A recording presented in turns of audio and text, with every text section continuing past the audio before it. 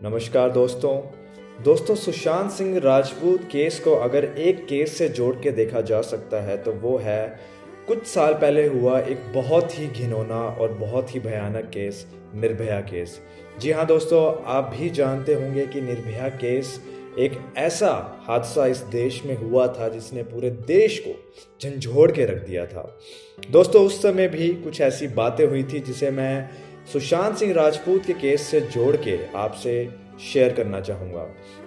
दोस्तों सुशांत सिंह राजपूत के केस के बाद भी लोगों में जो एकाग्रता दिखी, जो यूनिटी दिखी, जो डेमोक्रेसी की एक बहुत अच्छी मिसाल दिखी, वहीं सेम मिसाल और वहीं सेम यूनिटी, एकाग्रता निर्भया केस में भी देखी गई थी। उस समय भी पूरे देश ने किसी धर्म या जात का परवाह ना करते हुए एक साथ होकर इस पूरे हादसे की खंडना की थी, क्रिटिसाइज किया था। लोगों ने ये अपील की थी कि हमारी सोसाइटी में जो भी गलत तत्व हैं, जो भी गलत लोग हैं, उनको एलिमिनेट करना, उन्हें हटाना बहुत ज़रूरी है। वही चीज़ सुशांत सिंह राजपूत के केस में भी हुई है। दोस्तों जहां निर्भया के केस में हमारे देश में जो गलत रेप और इन तरह की चीज़ें करते हैं उनको लेकर आवाज़ उठी थी, सिस्टम को लेकर आवाज़ उठी थी, वैसे ही सुशांत सिंह राजपूत के केस में नेपोटिज्म और बॉलीवुड में गलत तरह से चलाए जाने वाले कई काम पे आवाज़ उठाई गई है।